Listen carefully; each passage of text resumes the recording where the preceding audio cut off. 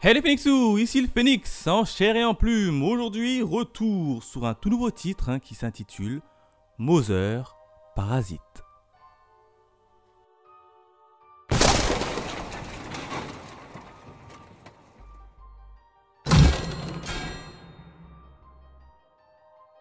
Comme d'habitude, retour sur la jaquette avec qui? Eh bien avec un personnage, notre personnage principal du nom de Ryota. Vous le voyez comme ça, il est assez gentil, assez mignon, mais c'est un vrai calculateur. Autour de lui, il y a pas mal de personnes. Alors pour le moment, on ne sait pas c'est qui ces personnes, mais je peux déjà vous dire que ce sont tous des mamans et vous allez voir la dinguerie qui va se passer dans ce manga. Quatrième de couverture, et ben on va retrouver notre cher protagoniste principal Ryota, mais cette fois-ci en habit d'écolier, en habit de collégiens et ça c'est vachement bien avec le petit résumé des familles. Et puis c'est tout, il n'y a pas de page en couleur, il n'y a pas réellement de présentation de personnages pour le moment. Bon, on est dans un premier tome, donc je me dis que les bonus viendront à mon avis dans le tome 2. Donc voilà ce que je pouvais dire sur le tome 1 en termes de jaquette et de bonus. Cette fois-ci on passe à la partie review. Qu'est-ce qui s'est passé au niveau de ce premier tome? Eh bien, 3 événements. Le premier événement, j'ai envie de l'intituler Une mère totalement soumise. Et oui, on va retrouver Ryota, notre jeune adolescent de 14 ans, en compagnie de sa mère, tranquillement, chez eux. Alors sa mère, elle vient le réveiller, et elle vient le réveiller pour qu'il prenne son petit déjeuner et puis qu'il puisse partir tout simplement à l'école. Tu vois quand même, il y a une plutôt bonne entente. Et puis là, la mère décide tout simplement de lui faire à manger avant son départ à l'école et lui propose tout simplement du poisson. Et puis là, le petit jeune, il vient à sa tablée, il goûte le poisson et puis d'un coup, il en ressort un petit taré. Et oui, et là, il y a une ambiance qui commence à se changer, l'atmosphère se change. Et tout de suite, tu vois la daronne, elle commence à prendre peur et à commencer à littéralement à s'excuser. Elle s'excuse, elle dit oui, qu'est-ce qui se passe, pardonne-moi, j'avais pas vu l'arrêt de poisson. Et puis là, en face, t'as Ryota qui dit mais tu sais, avec l'arrêt de poisson, si jamais je fais pas attention, j'aurais pu l'avaler, il aurait pu se coincer dans ma gorge et j'aurais pu mourir. Oh, là, tu avais la bonne ambiance dans les toutes premières pages. Bim, tu vois l'atmosphère, elle a complètement changé. Et tu vois, la maman, elle est complètement apeurée et littéralement, elle a peur de son fils. Là, tu dis, c'est pas normal. Qu'est-ce que son fils, il est capable de faire pour qu'elle ait peur aussi comme ça? Et puis là, ça continue, tranquille. Tu vois comment elle le supplie. Jusqu'au point où son fils, il lui dit, bon en fait c'est pas grave, c'était une petite blague, ne t'inquiète pas, je vais rien te faire. Ah, là ça pose directement les bases, Tu sais clairement que Ryota, c'est un petit garçon, tu le vois, il est gentil, il est mignon, mais derrière ce visage, à mon avis, il va poser beaucoup de problèmes et il pose déjà beaucoup de problèmes à maman quand même qui est censée être sa mère. Et puis là on apprend par un petit détour de conversation que tout simplement Ryota n'est pas le fils biologique de Sanae, mais c'est juste, enfin entre guillemets c'est tout simplement son fils adoptif. Et là tu comprends très vite que sa mère elle fait tout pour plaire à son nouveau fils adoptif pour le rendre heureux et elle a simplement peur qu'il parte. Donc déjà, ça met directement l'ambiance où tu vois quand même que Ryota, c'est lui qui mène la danse chez lui.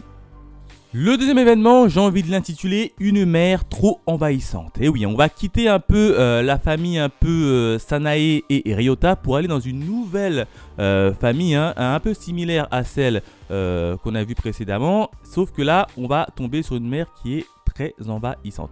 On va retrouver notamment Kaoru. Kaoru, c'est qui? C'est tout simplement un jeune collégien à peu près le même âge que notre cher Ryota qui, lui, a une maman qui s'inquiète beaucoup trop. On va le voir dès les premières pages. Sa maman, elle est vraiment beaucoup trop protectrice avec lui. Limite, ses lacets sont défaits. Arrête, ne cours pas. Je veux te faire tes lacets. Ne t'inquiète pas. J'espère que t'as pas mal. Est-ce que t'as chaud? Est-ce que t'as froid? Elle est très protectrice avec lui. Lui, Kaoru, c'est un jeune de 14 ans. Vous savez, les jeunes de 14 ans, ils ont envie d'avoir un peu de liberté. Et il le prend un peu très mal. Et là, par la suite des choses, on va continuer à le suivre, notamment au collège. Et on va apprendre qu'il se fait un peu embêter par un autre camarade de classe du nom de Nakamura. Et qu'il est un peu martyrisé par cet élève. Du coup, on va retrouver notamment Ryota qui va lui venir en aide tout simplement et il va décider de protéger Kaoru du méchant Nakamura qui n'hésite pas à lui envoyer des mots assez méchants, notamment entre relations entre mère et fille. Il lui dit comme quoi c'est bizarre, ta mère elle te touche, elle est bizarre. Ça part très loin. Ça part très loin.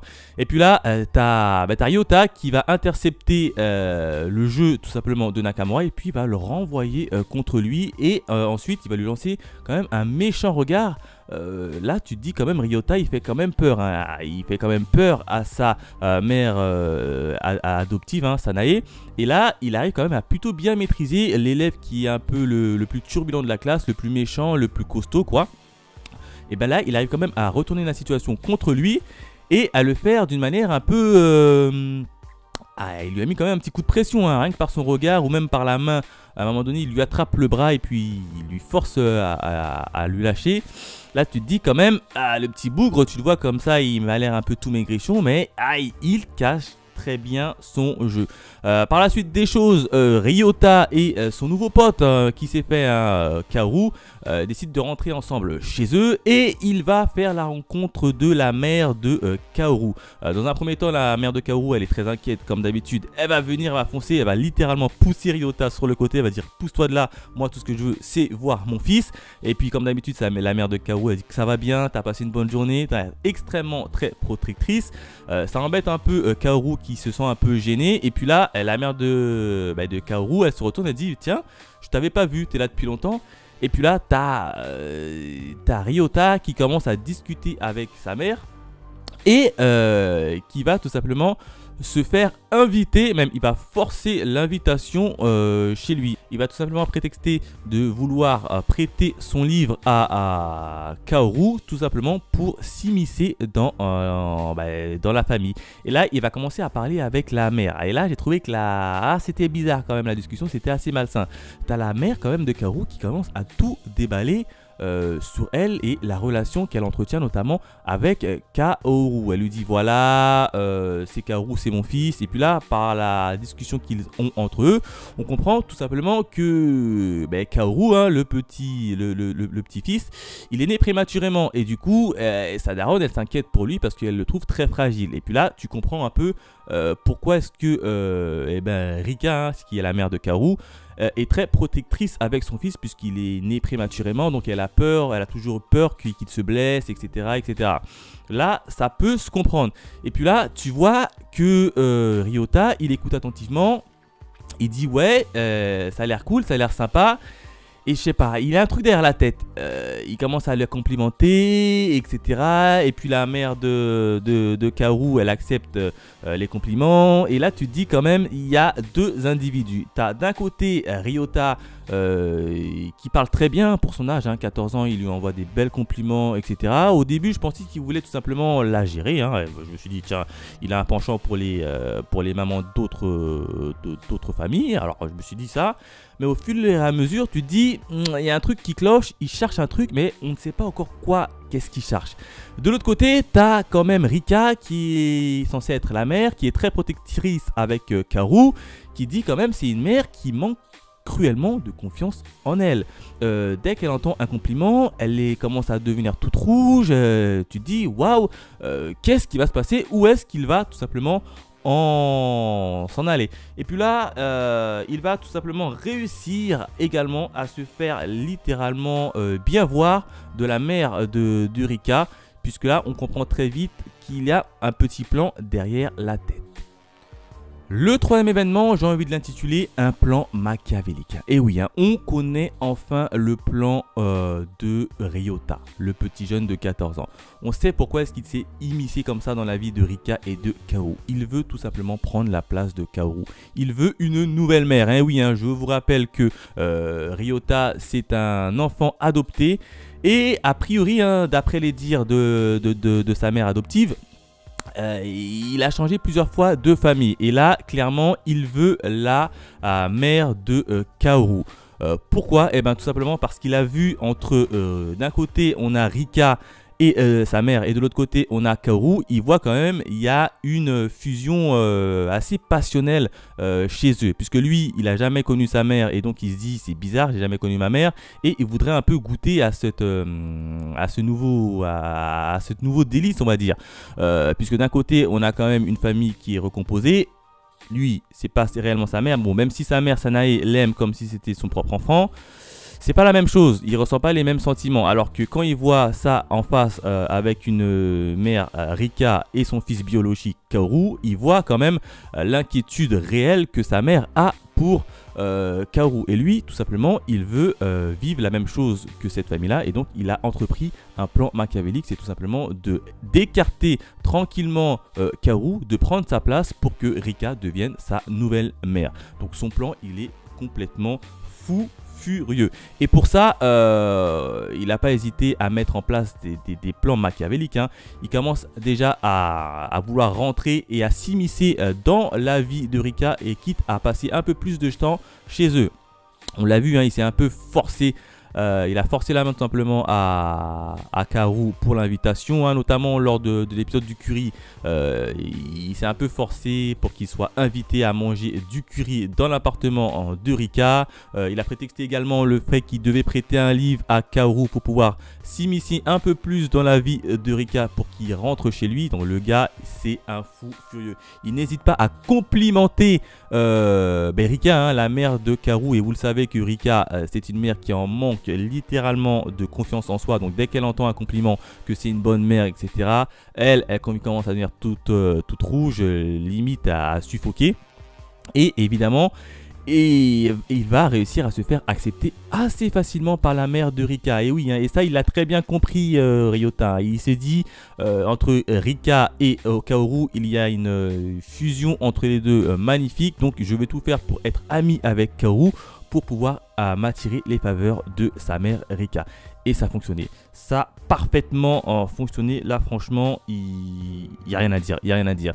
Il y a aussi, à un moment donné, un épisode assez malsain. C'est qu'il va passer la nuit chez la famille. Bon, jusque-là, rien de bien méchant. Sauf que le petit bougre de Ryota, il va aller, pendant que la mère de Rika dort, il va aller la voir dans sa chambre et il va commencer à lui prendre des mesures de son pied, de sa chambre, il va la déshabiller, il va même lui mesurer sa poitrine, donc c'est assez malsain, c'était assez bizarre. Et là tu te dis mais qu'est-ce qu'il cherche? Et puis là il note tout sur son petit carnet. Oui, parce qu'il faut savoir que Ryota détient un journal intime et puis il note tout sur son petit carnet. Elle a fait ci, elle a fait ça, elle a fait ci, elle a fait ça. Là, tu dis quand même, c'est très malsain. C'est un peu bizarre, c'est un peu glauque. C'est très glauque. De l'autre côté, on va avoir Sanae, la mère adoptive de Ryota. Elle était partie à l'hôpital pour faire des examens et là, elle est sortie de l'hôpital. Et devinez qui elle va surprendre dehors en train de marcher côte à côte. Ça va tout simplement être Ryota, hein, son fils adoptif, avec Rika, la mère de Kaoru. Et puis, elle va les voir s'entrelacer. Elle, très vite, ça va faire tic dans sa tête, hein, puisqu'elle connaît comment il est Ryota. Elle sait que c'est pas son coup d'essai. Et elle va essayer de lui faire parler dans sa chambre. Elle va dire qu'est-ce qui se passe, qu'est-ce que je t'ai fait, pourquoi tu es assez distant ces derniers temps avec moi. Et puis là, elle va commencer à lui questionner notamment sur Rika. Elle a dit est-ce que son curry était bon, et après elle va commencer à lui déplatérer toutes sortes de rumeurs, hein. Vous le savez, hein, les on-dit. Et oui, hein, les on-dit c'est très dangereux. Là, elle va dire mais tu sais qu'en fait la mère de Rika, elle a fait ci, elle a fait ça, elle a fait ça. Donc il y a plein de on-dit, tout simplement pour essayer de dégoûter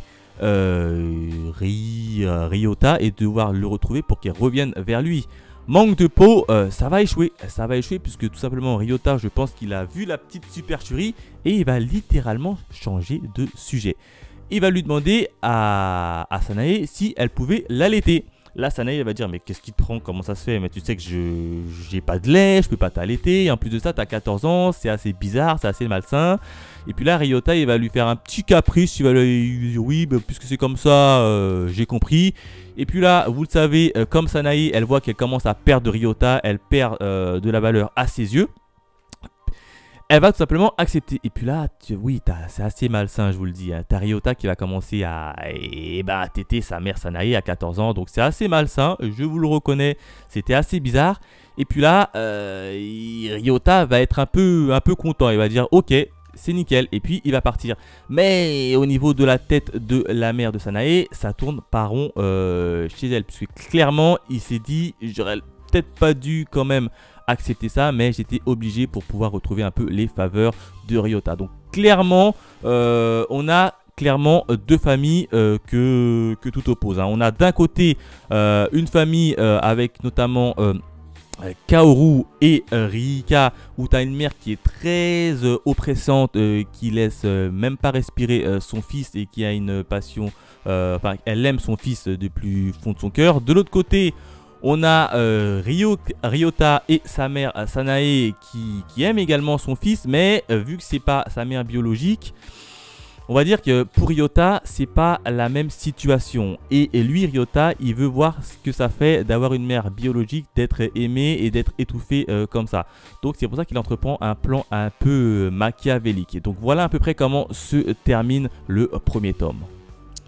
Voilà ce que je pouvais dire sur le premier tome de Mother Parasite, hein. C'est un titre, un premier tome assez choquant, assez malsain, mais qui est quand même intriguant. Et oui, hein, puisqu'on a quand même Ryota, qui a quand même que 14 ans. Hein. Le petit, il est très intelligent. Hein. Il sait utiliser des techniques de manipulation mieux que personne. Hein. Autant bien que ce soit physique, hein, notamment avec le Nakamura où il a pu l'écarter assez facilement. Donc tu te dis quand même le gars, il est assez fort pour mettre à terre Nakamura qui est censé être l'élève le plus costaud.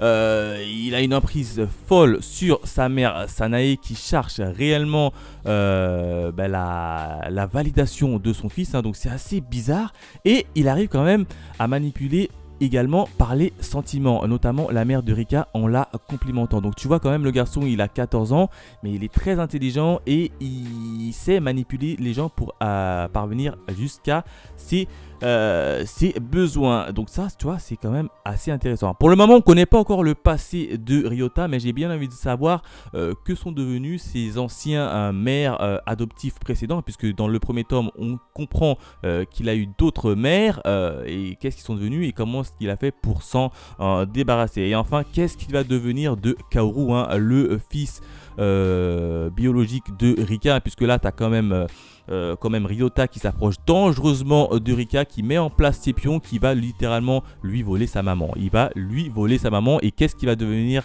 de Kaoru? Est-ce qu'il va se laisser faire? Est-ce qu'il va voir tout ça bizarre? Pour le moment, on sent que Kaoru, pour le moment, il fait pas trop attention, mais à voir dans le tome 2. Donc en termes de notes, si je pouvais mettre une note sur ce premier tome, j'aurais mis 5 sur 5. Hein. Bon, même s'il n'y a pas réellement eu de bonus en termes du premier tome, je lui mets 5 sur 5 parce que l'histoire racontée, la manipulation mentale, non, c'est très bon, c'est très bon. Là, c'est très malsain, mais le premier tome, il m'a agréablement surpris. C'est pour ça que je lui mets cette petite note. N'hésitez pas à me laisser dans les commentaires vos avis sur ce premier tome. Quant à nous, on se retrouve très vite pour de nouvelles aventures. Allez, bye mes Phoenixous.